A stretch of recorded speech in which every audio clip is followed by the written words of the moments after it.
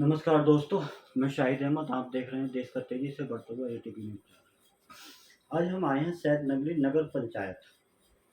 सैदनगरी नगर पंचायत पहली बार सैदनगरी में निकाय चुनाव है, जिसमें जनता अभी भ्रमित है कि सैदनगरी से आखिर ऐसा कौन सा कैंडिडेट आएगा जिससे सैदनगरी की जनता को सुकून मिले और सैदनगरी की जनता के लिए जो विकास होता है वो विकास असल में होना चाहिए।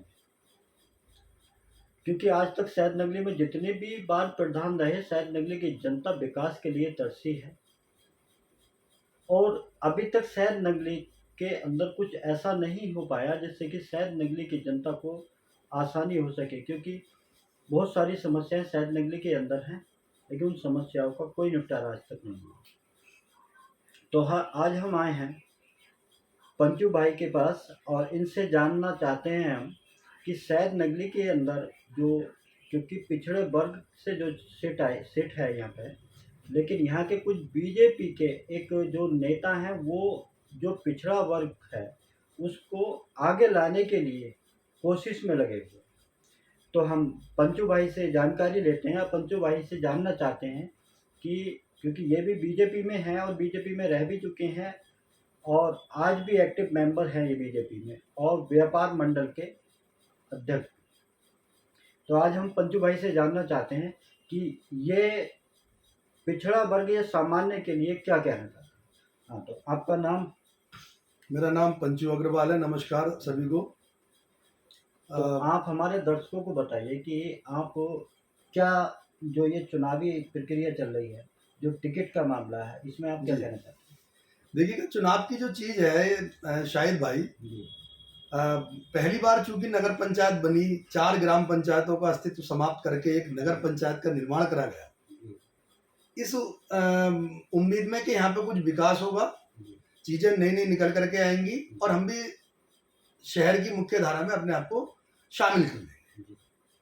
मैं भी उसका प्रबल दावेदार था। भाजपा से सीट सामान्य की चर्चा चल रही थी, हम लोगों ने उसकी पूरी तैयारी करी, लेकिन अब ये दुर्भाग्य मैं अपना कहूं या पिछड़े वर्ग का सौभाग्य कहूं कि सीट हमारी आरक्षित हो गई, पिछड़ा वर्ग के लिए हो गई।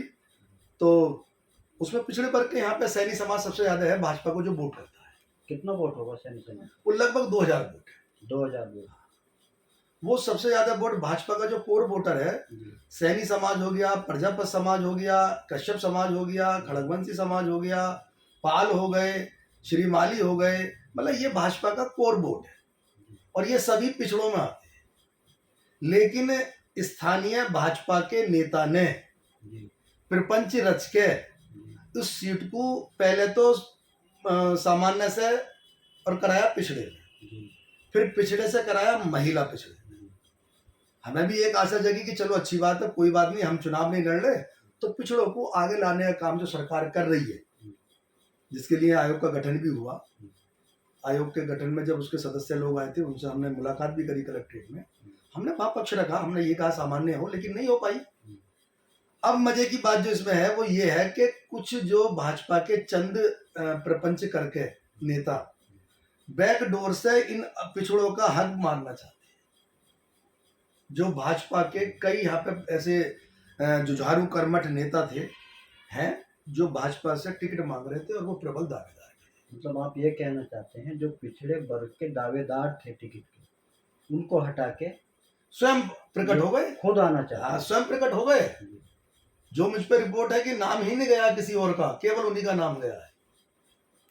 मतलब सैनी समाज से भी कुछ लोग तैयार थे। अरे बिल्कुल, वीर सिंह सैनी है, राकेश सैनी है। तो सुनने में आया कि वीर सिंह सैनी तो टिकट के दौड़ में लगे हुए हैं। लेकिन मुझे जो लगता है, जो मुझ पे इनपुट आ रहा है, टिकट घोषणा हो जाएगी जल्दी ही। लेकिन मैं अपनी, अगर मेरे विचार जानने की आप बात करते हैं, तो मैं हमेशा हक की लड़ाई लड़ता आया हूँ और मेरा केवल एक ही उद्देश्य है कि इन पिछड़ों का हक पिछड़ों को मिलना चाहिए। अगर भाजपा का नेता प्रपंच रच करके, कुचक्र में फंसा करके अपने परिवार में ही उस पद को रखना चाहता है, जो 3 सालों से लगातार वही व्यक्ति चला रहा है, बिना पद के हर जगह पोस्टर लगे हुए हैं, सरकारी इमारतों पे, सरकारी संपत्ति पे सब उसके फोटो लगे हुए हैं। अरे भाई क्यों, क्या हो तुम? अभी पब्लिक ने चुना नहीं है, पब्लिक तब चुनेगी और वो जवाब देगी कि तुमने कितना बड़ा यहाँ पे घपला करा है।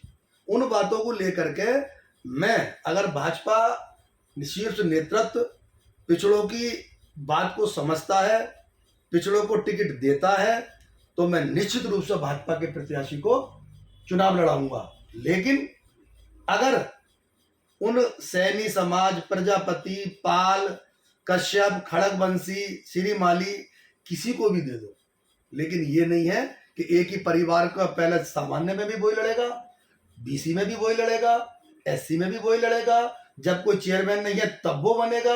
उसके यहाँ से पूरी नगली की सरकार चली है, कितने घोटाले हुए हैं, कितने भ्रष्टाचार हुए हैं, कोई पूछने वाला है? उसे केवल अपनी फैक्ट्री में बनी ईंटें लगानी है, उनका कमीशन लेना है। सड़कें पड़ी हुई हैं, बदहाल स्थिति है, पानी लोगों के घरों में पहुंच नहीं रहा है। कहीं पर आप मोहर लगवाने के लिए जाओगे, वहां पर 100 रुपए 200 रुपए जो उसके गुर्गे वहां बैठे हैं वो पैसा मांगते हैं, बिना उसके उन्हें किसी काम नहीं होगा। अगर भाजपा पिछड़ों का हक पिछड़ों को देती है तो मैं भाजपा का सिपाही जो 33 साल से हूं ऐसे का ऐसे ही रहूंगा।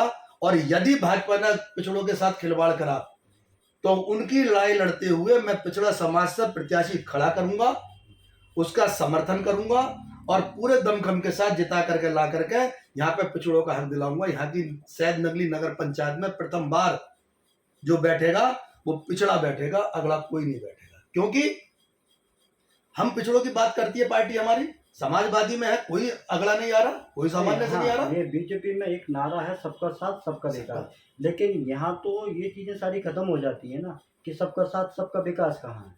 वही मैं बताना चाह रहा हूँ कि समाजवादी में देख लो, बसपा में देख लो, आम आदमी पार्टी में देख लो, वहां सब पिछड़े वर्ग के लोग ही है, कोई बैकडोर से एंट्री नहीं कर रहा। लेकिन भाजपा में समझे क्या लालच है भाई तुम्हें? ऐसा क्यों तुम हर पद अपने पास रखना चाहते हो?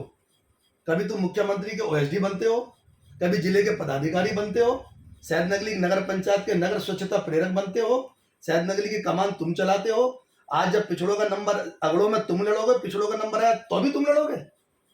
ये बिल्कुल शाहिद भाई बर्दाश्त नहीं है। इसकी लड़ाई मैं हक की लड़ाई लड़ता आया हूं, लड़ूंगा लड़ूंगा लड़ूंगा, हक इनका इन्हें दिला के।